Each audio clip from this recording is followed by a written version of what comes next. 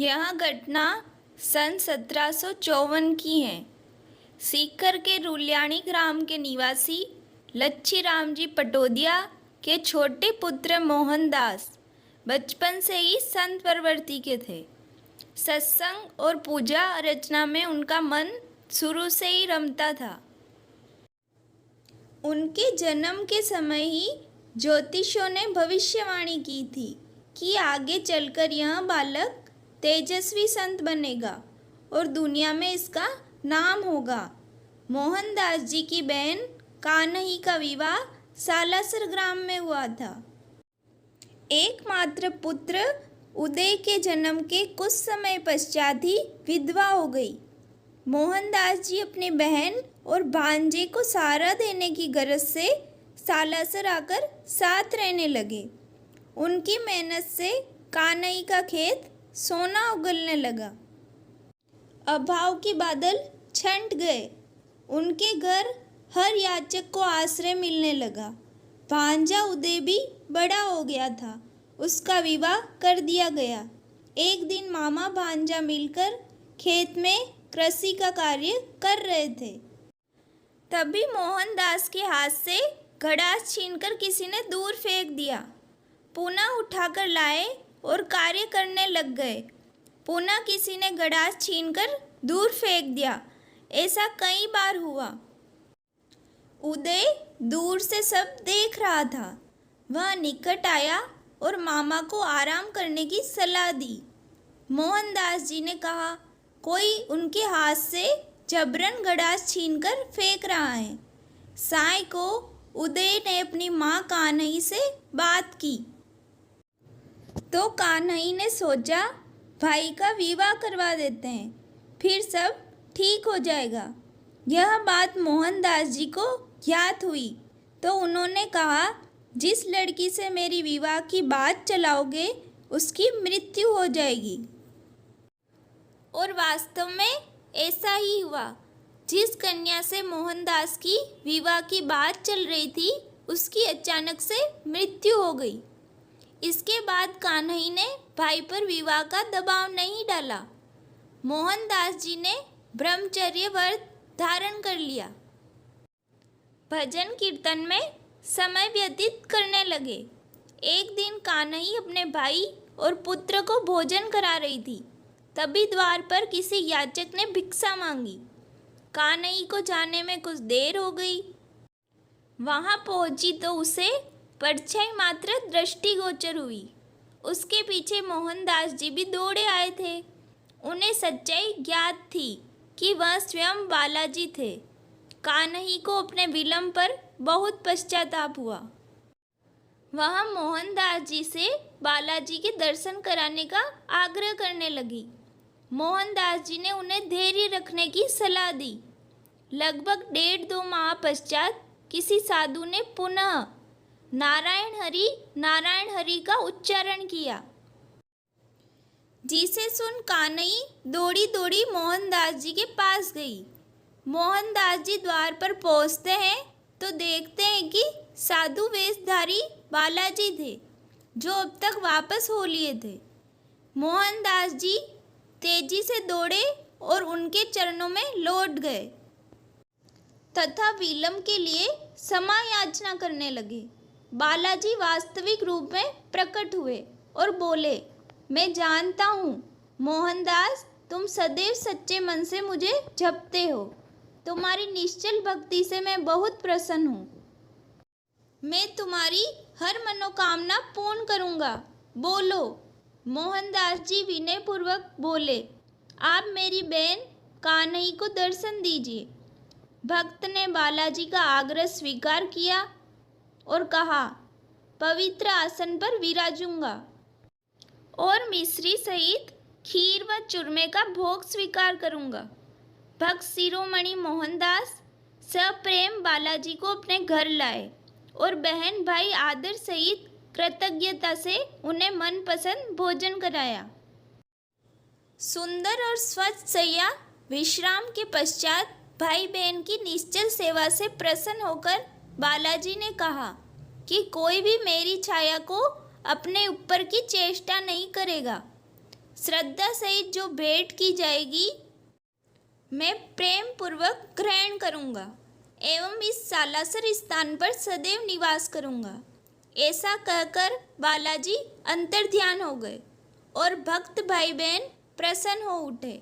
इसके बाद मोहनदास जी एकांत में एक समी वृक्ष के नीचे आसन लगाकर बैठ गए। उन्होंने मौन व्रत धारण कर लिया। एक दिन मोहनदास समी वृक्ष के नीचे बैठे धुनी रमाए तपस्या कर रहे थे। अचानक से समी वृक्ष फलों से लद गया। एक जाट पुत्र फल तोड़ने के लिए उसी समय वृक्ष पर चढ़ा। घबराहट में कुछ फल मोहनदास जी के ऊपर आ गिरे। उन्होंने सोचा वृक्ष से कोई पक्षी गिरकर घायल ना हो गया हो। आंखें खोली तो जाट पुत्र वृक्ष पर चढ़ा हुआ देखा। जाट पुत्र भय से कांप उठा था।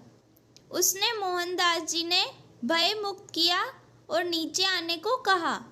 नीचे आने पर जाट पुत्र ने बताया कि माँ के मना करने पर भी उसके पिता ने उसे फल लाने के लिए भेजा। कहा कि वह पागल तुझे खा थोड़ी ना जाएगा। बाबा मोहनदास जी ने कहा कि अपने पिता से कहना कि इन फलों को खाने वाला व्यक्ति जीवित नहीं रह सकता। लेकिन जाट ने बाबा की बातों का मजाक उड़ा दिया। कहते हैं कि फल खाते ही जाट की मृत्यु हो गई। तब से लोगों के मन में बाबा मोहनदास जी के प्रति भक्ति भाव का बीज अंकुरित हुआ। एक बार भांजे उदय ने देखा कि बाबा मोहनदास जी के शरीर पर पंजों के बड़े बड़े निशान हैं। उसने पूछा तो बाबा ने बात टाल दी। बाद में ज्ञात हुआ कि बाबा मोहनदास जी बालाजी प्राय युद्ध और अन्य तरीके की क्रीड़ाएं करते थे और बालाजी का साया सदैव मोहनदास जी के साथ रहता था। इस तरह की घटनाओं से बाबा मोहनदास जी की कीर्ति दूर और पास के गांवों में फैलने लगी। उनके दर्शन को आने लगे। तत्कालीन सालासर बीकानेर राज्य के अधीन था। उन दिनों गांव का शासन ठाकुरों के हाथ में था। सालासर और उसके पास के अनेक गांव का जिम्मा शोभासर के ठाकुर धीरज सिंह के पास था। खबर मिली कि डाकुओं का विशाल जत्था लूटपाट के लिए उनकी ओर बढ़ा चला आ रहा है। उनके पास इतना भी वक्त नहीं था कि वह बीकानेर के सैन्य सहायता मंगवा सके। अंत में सालासर के ठाकुर सलाम सिंह की सलाह पर दोनों मोहनदास जी की शरण में पहुँचे। मदद की गुहार लगाई। बाबा ने उन्हें आश्वस्त किया।